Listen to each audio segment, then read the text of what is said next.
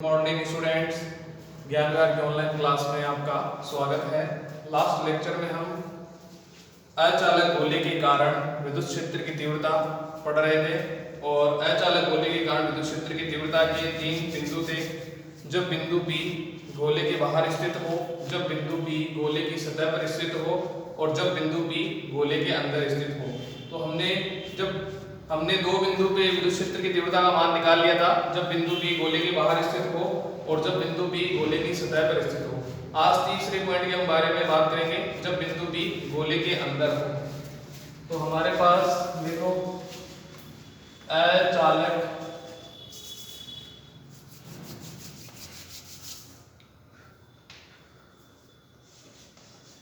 समान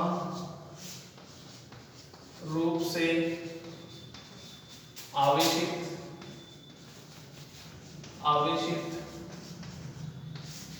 अचालक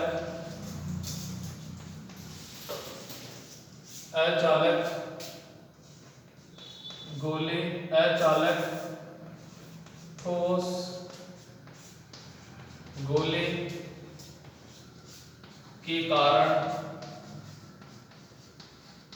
के कारण विद्युत क्षेत्र की तीव्रता। समान रूप से आवेशित अचालक ठोस गोले के कारण विद्युत क्षेत्र की तीव्रता। हमारे पास पॉइंट यहां पर है, पॉइंट नंबर 3। जब बिंदु P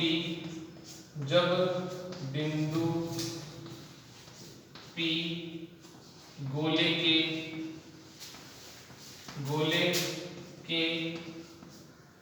अंदर स्थित हो, जब बिंदु P गोले के अंदर स्थित हो, जब बिंदु P गोले के अंदर स्थित हो, तो हमने एक कैपिटल R की जगह एक ठोस गोला लिया था अचालक। ये कैपिटल R की जगह एक ठोस गोला है जिसका मध्य बिंदु O है। बाहर जब बिंदु P हो तो हमने E आउट निकाला था KQ/r², और सतह पर हमने विद्युत क्षेत्र की तीव्रता निकाली थी ES=KQ/R²।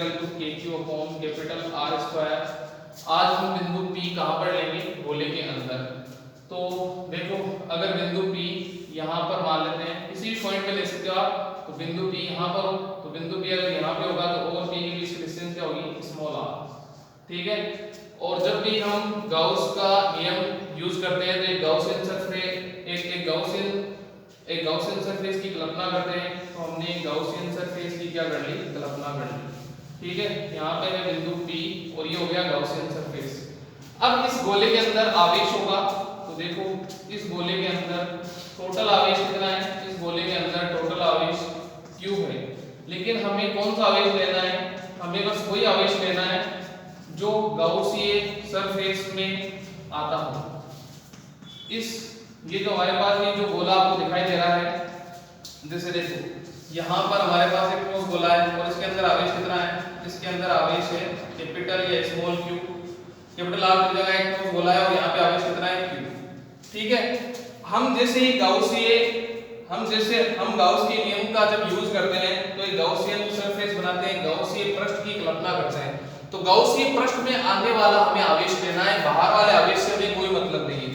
तो अब जैसे मान लो हमने गाउसीय पृष्ठ ये ले लिया, तो इसमें जो आवेश आ रहा है बस हमें वो आवेश लेना है, बाहर वाले आवेश से हमें कोई मतलब नहीं है। अब क्योंकि यहाँ संख्या तो दे ही रखी कि जैसे मान लो इसमें टोटल 10 कूलम आवेश है और उसमें 2 कूलम आवेश आ गया, तो हम 2 कूलम आवेश ले लें। इस तरह से हम ले नहीं सकते, तो हम क्या करेंगे? अंदर वाले जो गाउसियन सरफेस है या जो गाउसियन पृष्ठ है उसमें आने वाले आवेश को हम क्या ले सकते हैं? q dash. आगे बात समझ में? तो यहाँ पे हमें लेना है आवेश, कौन सा लेना है? q dash. एक बार वापस बता रहा हूँ, ध्यान से देख लो। गाउस का नियम क्या होता है? गाउसीय पृष्ठ में उपस्थित कुल आवेश तथा एप्सिलॉन नॉट के अनुपात के बराबर विद्युत फ्लक्स का मान होता है। तो यहाँ पर एक ठोस गोला है जिसकी त्रिज्या कितनी है? कैपिटल R, और इसमें प्लस q आवेश समान रूप से वितरित है या समान रूप से यहाँ पर प्लस आवेश वितरित है। अब यहाँ पर इसका मध्य बिंदु O है, ठीक है। अब हमने गॉसियन पृष्ठ बनाया मान लो ये, तो बड़े वाले गोले में टोटल आवेश कितना था Q।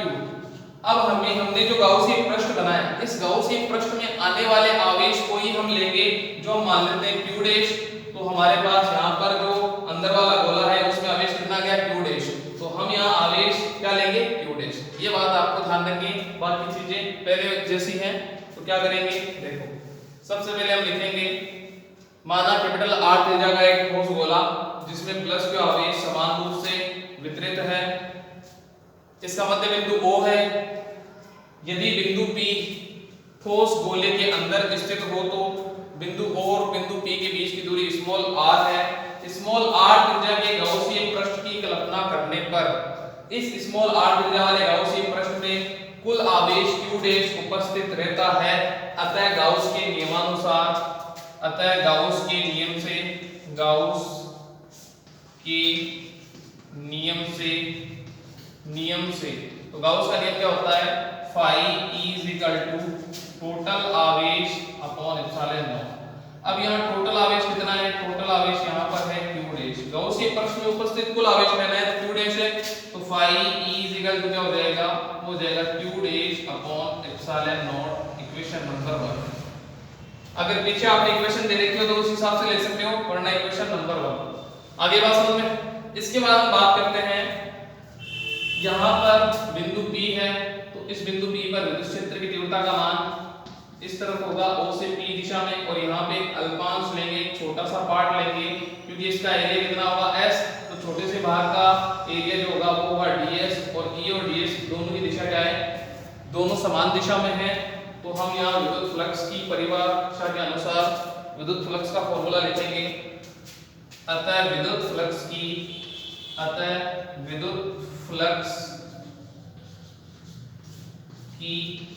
परिभाषा से, विद्युत फ्लक्स की परिभाषा से, तो विद्युत फ्लक्स की परिभाषा से क्या लिखेंगे, d phi E is equal to E vector dot ds vector. एक छोटे से भाग से निकलने वाले विद्युत फ्लक्स के बारे में बात करेंगे, तो फ्लक्स भी क्या होगा, स्मॉल होगा, थोड़ा सा होगा। डॉट प्रोडक्ट है तो हम cos थीटा ले सकते हैं, तो हमारे पास फॉर्मूला आ जाएगा d phi E is equal to E dot ds cos theta. ठीक है, E और ds क्या है, पैरेलल है। E और ds क्या है, पैरेलल है, दोनों एक ही दिशा में हैं, तो थीटा की वैल्यू हो जाएगी 0 और cos 0 की वैल्यू हो जाएगी 1। तो यहाँ पे हमारे पास फॉर्मूला आ जाएगा d phi E is equal to E dot ds into 1, तो d phi is equal to E dot ds। इसके बाद हम क्या करेंगे, ये आ गया हमारे पास समीकरण नंबर 2। ठीक है, अगर पिछले लेक्चर में समीकरण दे रखे हैं तो उस हिसाब से आप ले सकते हो, अगर 4 दे रखे हैं तो इसको 5 और 6 इस तरह से भी आप ले सकते हो। ठीक है, तो हमारे पास छोटे से भाग से निकलने वाला फ्लक्स आ गया, हमें पूरे गाउसीय पृष्ठ से निकलने वाले फ्लक्स का मान ज्ञात करना है। तो क्या करेंगे, समीकरण 2 का समाकलन करने पर कुल फ्लक्स का मान ज्ञात करना है,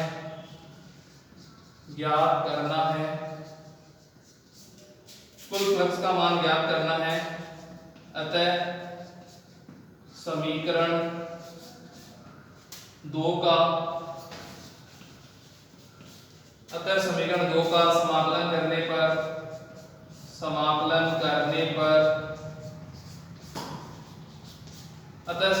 का समाकलन करने पर तो क्या होगा, integration d phi E is equal to integration E dot ds। जब हम इनको सोल्व करेंगे तो dx का समाकलन होता है x। ठीक है, तो इसी तरह d phi का समाकलन क्या होगा, phi E, और ये हो जाएगा हमारे पास E डो इंटीग्रेशन ds। तो फाइनल आंसर आ जाएगा phi E is equal to E dot s। ठीक है, s क्या है, s यहाँ पर क्षेत्रफल, किसका क्षेत्रफल, गाउसीय पृष्ठ का क्षेत्रफल, छोटे वाले गोले का क्षेत्रफल। तो हम यहाँ पे लिखेंगे, यहाँ पर s क्या है, s यहाँ पर गाउसीय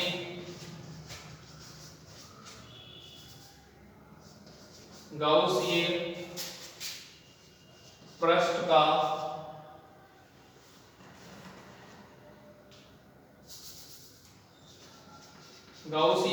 का क्षेत्रफल, तो गॉसियन पृष्ठ का क्षेत्रफल कितना होगा 4 पाई r स्क्वायर, क्योंकि गोले का क्षेत्रफल होता है 4 पाई r स्क्वायर और स्मॉल r के लिए छोटे वाले गोले की त्रिज्या स्मॉल r है तो 4 पाई r स्क्वायर।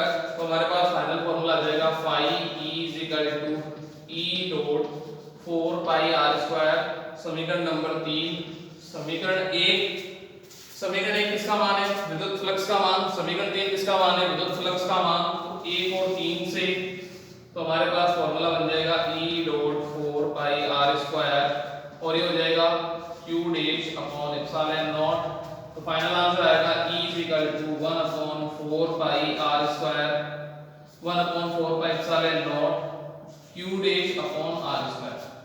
तो ये हमारे पास किसी भी जो गोले के अंदर कोई बिंदु है उस पर विद्युत क्षेत्र की तीव्रता का मान दिया जाएगा।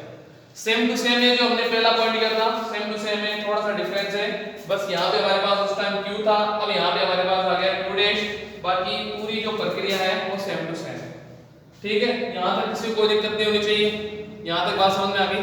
ठीक है, इसके बाद अब हम इसको आयतन हम इसको क्या करेंगे आयतन आवेश घनत्व में कन्वर्ट करेंगे। ठीक है, आयतन आवेश घनत्व में किस तरह से कन्वर्ट करेंगे वो हम नेक्स्ट लेक्चर में पढ़ेंगे। यहाँ तक आपको कोई भी समस्या हो तो आप कमेंट में लिख सकते हो। ठीक है, सेम टू सेम है, पहली स्थिति जो हमने पढ़ी थी सेम टू सेम वही स्थिति है, बस यहाँ पे q डैश का डिफरेंस है। q डैश का डिफरेंस क्यों है वो इसीलिए है कि गॉसियन पृष्ठ में आने वाले आवेश से हमें मतलब है, बाहर वाले आवेश से हमें कोई मतलब नहीं है। तो हमारे पास यहाँ तक जो आंसर आया है वो आया है e 1/4 pi epsilon not q dash upon r square. इसके बाद q डैश को हम किसमें कन्वर्ट करेंगे आयतन आवेश घनत्व में, और q में भी कन्वर्ट कर सकते हैं, वो किस तरह से करेंगे वो हम नेक्स्ट वीडियो में बात करेंगे। Okay, thank you, bye.